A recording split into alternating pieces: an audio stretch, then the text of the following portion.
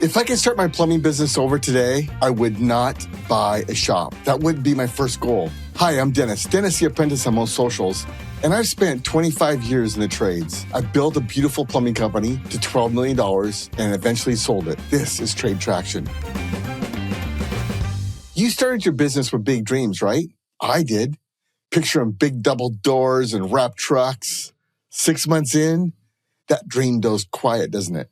In the next few minutes, I'll tell you what I would do instead, why every plumber I know gets this backwards, and what it's going to cost you the longer you wait to figure this out. Of course, we need a rental space, right? A retail space with our signs for Google Maps. And maybe that's where the person answers the phone and where the accounting's done. But I dropped the big dream of the big fancy shop for a while. And instead, I'd make the crew gathering place. That's what a shop is, right? That's where everybody comes and hangs out in the morning. That's where everybody comes and hangs out when it's slow. I'd make that my first rental, my first fixer-upper.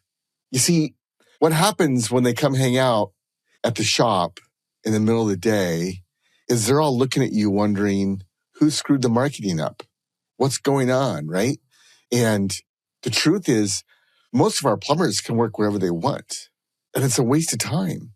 And see, I had a shop and I had 3 bathrooms and I was always looking for a place to, do some training.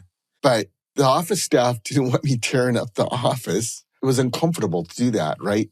Because they knew we'd tear it apart and then a call would come in and we'd take off and leave it. And that actually happened a couple times. You see, I would buy the fixer-upper and make it a rental. We're always in these homes. That's one thing cool about service. We're in and out of homes all day long. And just as clear as me, every once in a while you're in a house and like, man, this would be a great fixer-upper. It'd be so easy to add a second bathroom or a third bathroom. It'd go right here. And they kind of look like they want to sell. And it looks like it's run down. They're not taking care of the yard. Maybe they'd like someone to take this off their hands, right? I would find one of those and I'd buy that. When I could afford it, I'd buy it and I would stretch myself to get it. But that's where we're going to hang out when it's slow. That's probably where we're going to hang out in the mornings. And when I mean hang out, we're not just going to sit around. We're going to get something done. And Thursdays, I don't know about you, but Thursday was our slow day. Inevitably, if I had a bet on which day was going to be the slowest, besides Monday, a beautiful sunny Monday in Seattle, that turned out to be a slow day too. But typically, normally, Thursday was the lowest call count day for us. And so that's why Thursday afternoons is when we did our hands-on training. And I would do that at my fixer-upper project house. Let's call it a project house instead of a shop. And I'm going to do some training there. And my guys are going to learn how to repipe the house and redo all the stuff, add the bathroom, maybe do some concrete work, maybe do some drywall work. I might get my buddy to come over and help me rewire it so my guys learn about wiring, And what's going to happen is my guys are going to get more well-rounded. They're going to understand how all the different trades interconnect and how they work together. They're also going to stay busy in slow times. And also, when it's slow, I'll be working on my asset and I'll be building another asset besides my business and even eventually besides my shop property, right? But I would do that and then get that rented out. If there's any maintenance issues or anything comes up, I've got people that can run over and deal with it. And then I'd let the guys know, hey, it's time for another project house. And I guarantee you, either myself or some of my guys will know just the house to talk to, just the people to talk to. Like, hey, someone was talking about how they might not live there much longer. They were thinking about selling. And I go over there and make a deal and I get a second project house. So I get a second property, a second project house, and then a third, and then a fourth. And I wouldn't buy my shop until my company demanded that I buy it. Hear me out. We all want stuff, right? There was a time when I wanted a permaliner, sewer lining. I wanted my own equipment, and I got it. I sprung for it. I think it was like $70,000 or something. I got it. I got my beautiful. I didn't use a trailer because we were in downtown Seattle area, so I got a big Isuzu box truck, and I built it out to be my liner truck. And the problem is we didn't have much demand for it. The other problem is we didn't really know how to sell liners very effectively. And you know what that thing did? It sat around most of the time. It didn't really make us money. And during the recession of 2008, we sold it.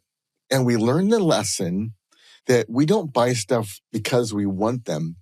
We buy stuff because our company needs them. For instance, we all want a backhoe, right? Doesn't a backhoe sound cool? I own my own backhoe. As kids, we just dreamed, wouldn't it be cool to own my own backhoe? Some of us did anyway. And so that's a dream. But we did $1 million a month for quite a while. We got up to that big. And for 25 years, we never owned a backhoe. It actually never made economic sense. Now, it made sense to my ego, but think about it. Every job's a little bit different. If you buy a backhoe, you got to use the same backhoe. But I rented mine. I get to call in and say, I want the small one or the medium-sized one or what's the biggest one you got, right? For a really deep sewer. And they would deliver it. See, I didn't have to buy a big pickup and a big trailer. I didn't have to have a place to store it. I would just make a phone call and they would deliver it to the job site. The one I wanted, the one I needed. And the next thing is, if it ever broke down, and they occasionally do, right? Hydraulic hose, the track issues, other issues. You got a mechanic? Do you know how to fix a backhoe? It's hard enough to find a good plumber, let alone a good plumber that knows how to fix backhoes, right? Now, of course, we might have fun fixing it on a Saturday afternoon, but hey, I'm trying to make money here, aren't you? And so we didn't have those problems. We let the rental company fix the backhoe. Now, yes, there is a day, maybe all you do is sewer work and you're using a backhoe every day. Yes, there is a day it will make sense for your business to own a backhoe. I'm not saying don't buy it then. I'm just saying when you're just starting out, we've got all these dreams of the things we want.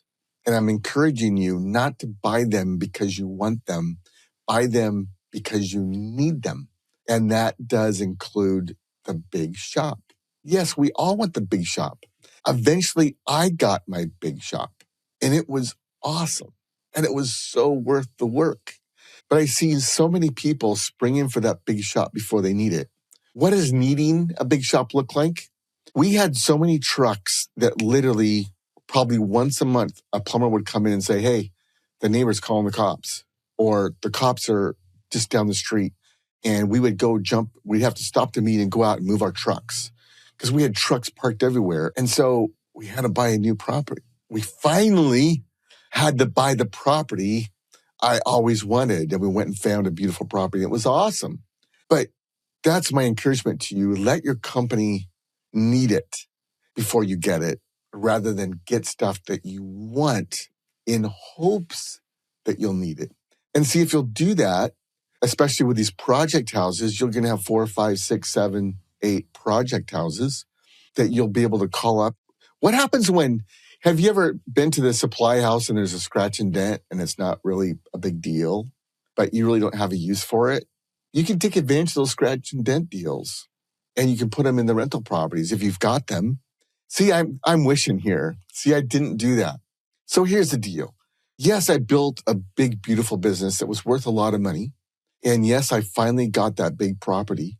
But when I sold my business, luckily the company that bought my business rented my shop from me, but only for 2 years. And then I'm probably moving where all my kids have moved across state. I'm probably moving across the state too.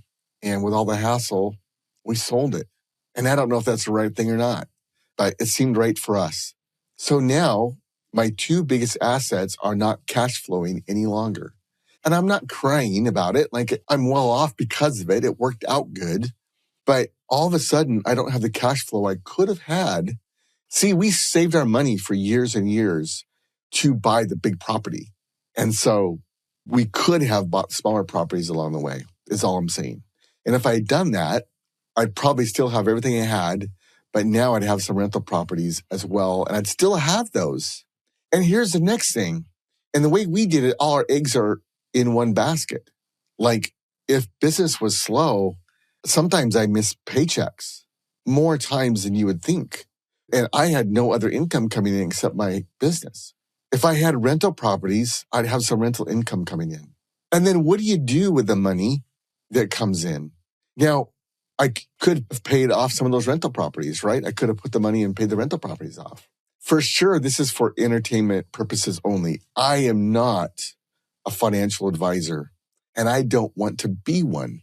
This is me looking back on my life. And if I could do it over again, I'd buy some fixer-upper project houses before I bought the big, beautiful shop property. Here's another huge benefit. When I was slow, we either sent people home, which is necessary, right? When it's really slow, you don't want to just have people sit around for hours and hours and hours. But the other thing is we would sit around hoping the phone would ring. Like you'd sit around for a couple hours hoping that something came in. But the whole time they're sitting around, they're getting depressed. They're getting tired. And after a couple hours, when the call finally comes in, they really don't want it.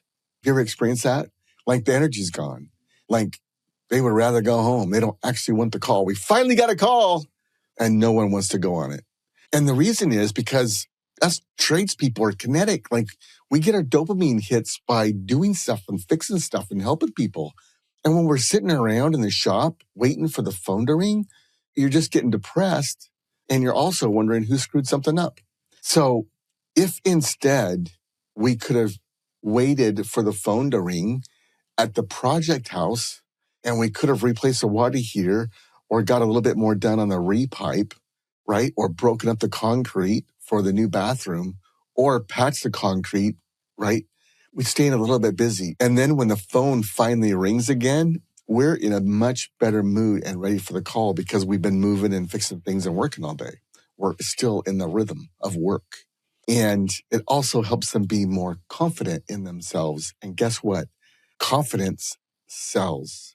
So that's what I would do if I had to do it all over again. What would you do different? Or what are you doing different? Hey, I'd love it. I'd be honored if you'd like this video, subscribe, share this with a buddy that's in the trades. The trades are the place to be. And if you're not really feeling it yet, we should talk. All right. See you next time.